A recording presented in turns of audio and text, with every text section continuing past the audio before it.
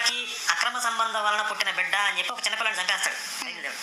మరి లోతు కుమార్తెకి పవిత్ర సంబంధం అది, ఆ పిల్లని చంపల. పైగా వాడి వల్ల ఒక దేశం డెవలప్ అయింది. దేవుడు ఒకరిని శిక్షిస్తే ఎందుకు శిక్షించాడు అంటారు, ఒకరిని క్షమిస్తే ఎందుకు శిక్షించలేదు అంటారు. తల్లిదండ్రులు తప్పు చేస్తే తర్వాతి తరాల్ని శిక్షించినట్లు ఏదైనా కనిపిస్తే అలా ఎందుకు చేశాడు మీ దేవుడు అంటారు. తల్లిదండ్రులు తప్పు వలన పుట్టిన వాడిని దేవుడు శిక్షించకపోతే అలాంటి జాతి వారిని ఎందుకు శిక్షించలేదు అంటారు. మిమ్మల్ని ఊరకొక్కలు అనడానికి కారణం ఇదేరా? ఆ వీధి వాడు వచ్చినా అరుస్తుంది, బయట వాళ్ళు వచ్చినా అరుస్తుంది, దొంగ వచ్చినా అరుస్తుంది. దానికి వచ్చింది అరవడం మాత్రమే. మీకు కూడా అరవడం తప్ప అవగాహన ఉండదు. జంట కుక్కలారా జాగ్రత్తగా వినండి. అన్నా లేడీస్ కదా, కుక్క అంటే బాగోదేమో. కుక్కల్లో ఆడకుక్కలు ఉండవేంట్రా?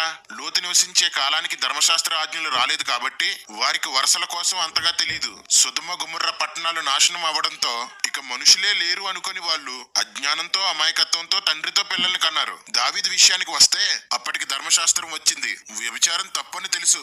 దావీదు రాజ్యాన్ని పరిపాలించే జ్ఞానం కలిగిన స్థితిలో ఉన్నాడు. వీళ్ళిద్దరికి ఒకే శిక్ష వేస్తారా? జంట కుక్కలో చెప్పండి. పొరపాటున యాక్సిడెంట్ చేసి చంపిన వాడికి, ప్లాన్ చేసి యాక్సిడెంట్ చేసి చంపిన వాడికి ఒకటే శిక్ష పడుతుందా?